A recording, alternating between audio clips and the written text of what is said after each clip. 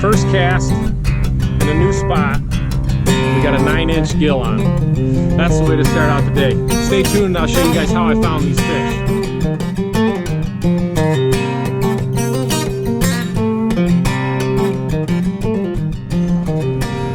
All right, so first of all, thanks for coming back, watching another one of the videos.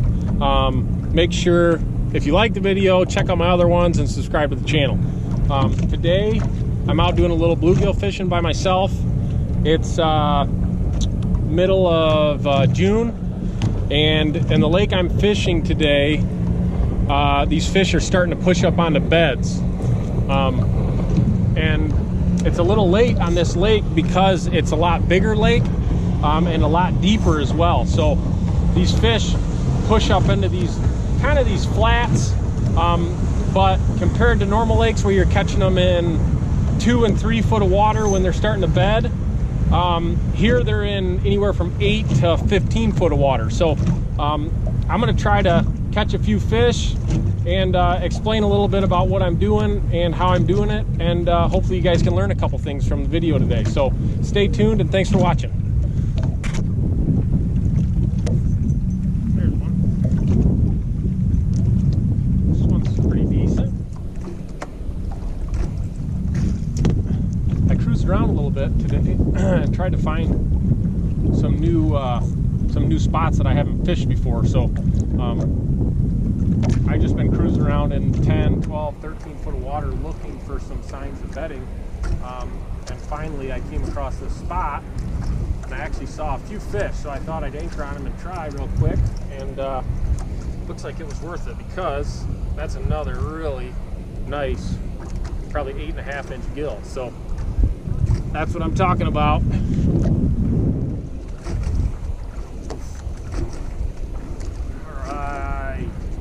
We are on them. This is a pig. Pretty pumped because I fished this lake for 3 or 4 years and it took me a long time to find a spot that these fish hold in, and now I got another spot that is definitely producing. This is a giant right now. Oh my. I almost need to net it, it's so big. Oh my goodness, look at the size of that gill. That's got to almost be a 10-incher.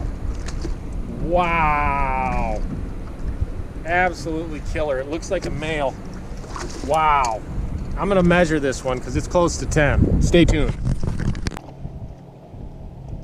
Well, let's see if you guys can see it right there. It is 9. Oh man, it's so close. 9 3/4. Absolute giant. It's got a little bump there too from a pike maybe or a bass, but holy cow.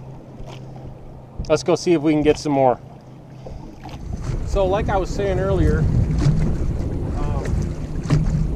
this lake is a lot different than most local lakes around here. It's one of the only lakes around here that gets over 100 foot deep, and it's super clear. So having a day like today where there's a little chop on the water, there's a little wind, I think it's blowing like 10 to 12 today, makes catching these fish a lot easier. Even though it's super high sun right now, these fish are so deep down, they seem to still be active. Like I've caught them all throughout the day. It doesn't really matter. So this lake, like I was saying, it's taken me a long time to figure out because of the weird spawning habitat that they have here. Like, it's not really super normal for gills to spawn out in 10 to 15, even 20 foot of water, but in this lake, they do for whatever reason. Like I said, I think just because of the clarity, and it just stays cold a lot longer than most other inland lakes. So this lake, you can come catch gills normally a month after your normal inland lake, and I've got another giant on right now. So this is my fourth cast, and they've all been big so far. So this is another nice one. It's a nice keeper, You don't want to keep those big giant 10 inchers, but this size right here is the best ones to keep. Maybe 7, 8 inchers I like to keep. So that one's going in the live well, and I'll check back in when I get another one on. Looks like it's going to be a good day. So hopefully you guys can kind of see what I'm doing right here. Like, I was cruising over this flat area, and just up front with the trolling motor on, just looking for some of these beds. And even though it's a little bit rough right now, you can still see some of this gravel down here, and there's a few beds. I'm not sure if you guys are going to be able to see them or not in the video, but I noticed like 3 or 4 or 5 beds, and I cruised up from a little bit, spot locked, and got on them right away. And there's another one. So this one, oh my goodness, if this is a gill, it's really, really big again. So I might just be having one of those really good lucky days. It doesn't seem to happen to me very often, but today is the day. And this is another really big gill. Super fun fighting them on this ultralight tackle too. This is that St. Croix ultralight, 6'6", and it makes fighting these big gills just an absolute blast. And this is another absolute giant. Let's see if I can get it.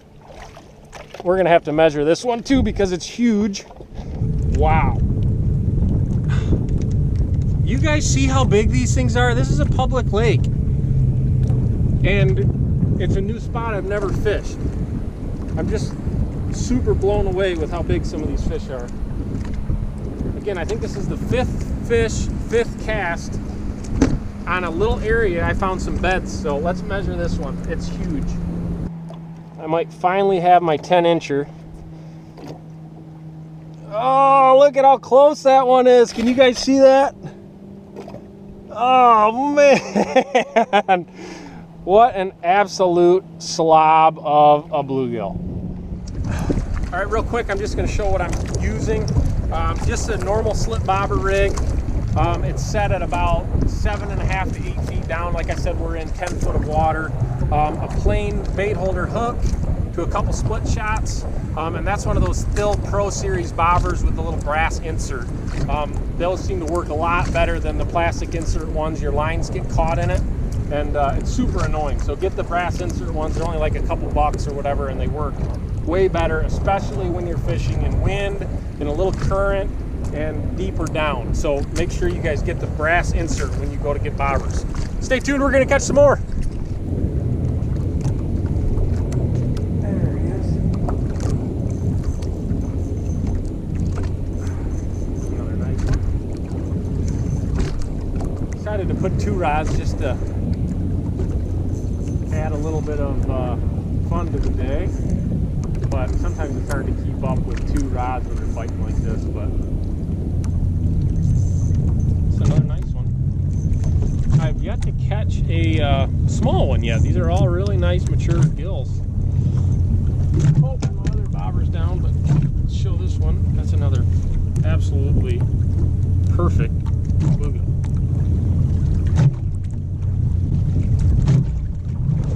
That one was on a wax worm. I brought some wax worms and red worms just to try out and see what worked better.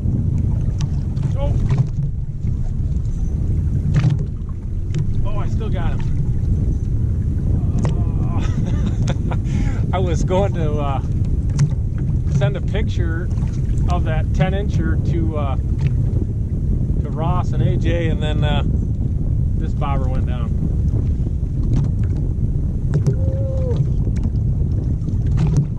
Goodness, another slob. Well, a really nice one. Ah, they're here.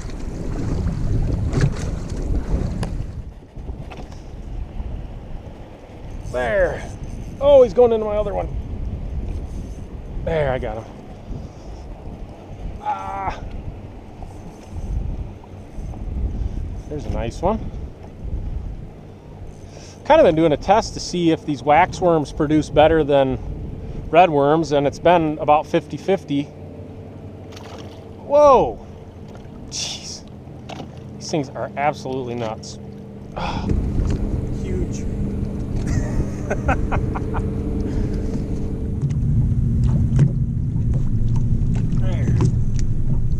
this is another nice one. I feel like I keep saying that, but I don't know if you guys have noticed, but the reason I switched over to these longer rods for doing this is you get a lot of wind kind of slack in these lines, and when you go to set the hook on these fish, if you have a short rod, you can't quite catch up to them in time, and you end up missing a lot of hook sets. So, you know, 6.6, 7.6 rod really works good for this kind of fishing. And there's a good eater one. I'm not going to keep all these fish, like I was saying. I don't like to keep the giants, but I'm definitely going to keep a few to take home and cook.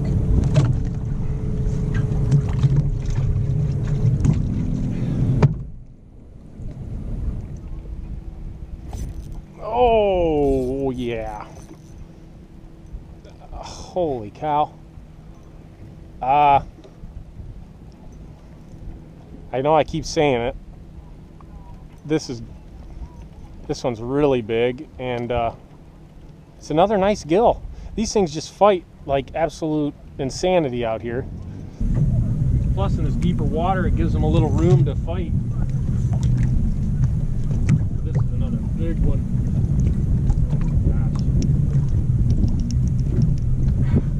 Holy cow. I just can't believe the average size of these fish right here. And like I was saying, this is a public lake. That's another 9.5 incher right there. Jeez, just insane. All right, I wanted to show a little bit, taking us off anchor right now, see if you guys can see what I'm seeing. Actually, I'm looking right now at some beds, and I've been seeing some fish move in and out of there. I'm not sure if you guys are going to be able to see this or not, but we're in 12 to 10 feet of water, and you can see there's some gravel beds down here. So basically what I did is I saw them and I spot locked right after I cruised over a couple, so I wanted to keep cruising a little bit with the Terova and see if maybe there was some more up here a little bit. I'm just going to steer us over this a little bit. It doesn't seem to be spooking these fish that bad because there's a nice little chop on the water. So I know there's fish right down here, and I haven't even fished here yet. I wanted to just cruise up a little bit and see if I saw any more bedding type areas. I might try to fish that real quick and see if there's anything. It looks like it's dropping off now, so we're going to cut back to the left and see if there's anything else. So they always say it's dumb to leave fish to find fish, but I already found enough to where I'm really happy with the day, and now I just am trying to learn a little bit about really what these fish are doing. And it seems like a lot of the fish I'm getting are males, which tells me that I think these fish have already possibly spawned and these males have came back to protect the eggs and stuff, or it's still a little early. Oh, there's some beds right down there and there's fish on them. Yeah, there's fish all over those beds. I'm gonna come back and fish this area because these are nice beds over here. It's all gravel bottom, but I just wanted to show a little bit about what I was looking for. And this is a huge lake, so it's not super easy to figure it out, I guess. So I'm just pretty pumped that I figured something out. So hang on, we're gonna go catch some more. Oh yeah. And it's another big one.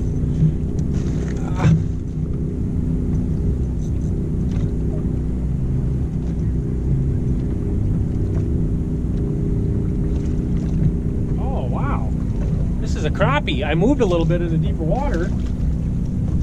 I found a really nice crappie. Oh, nice. Super dark.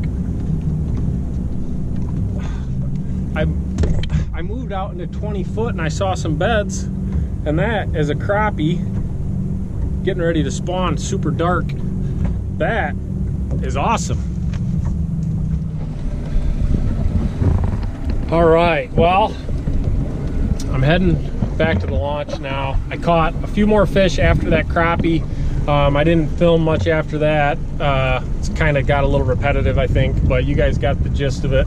I hope you learned a couple things, you know, as far as when you guys go out and maybe try some different lakes. You know, don't just look in that 1, 2, 3 foot of water for these bedding gills, especially if it's a bigger, deeper lake. Check out a little deeper, and you don't have to fish where you see 1,000 beds. Where I caught, literally, I bet I caught 30 fish on a spot that you could only really see probably 6, 7 beds. Those fish are just in there super thick. So I hope you guys learned a couple things, and hope you guys liked the video. I'm super pumped. I got the biggest gill I've ever got. That one is close to 10. I'll throw up a picture. I mean, it's just, whew. Some people would call it 10, but I'll put a picture and let me know what you guys think in the comments if it's 10 or not. So thanks for watching. Make sure you guys subscribe and check out my other videos, and let me know what you think. Thanks.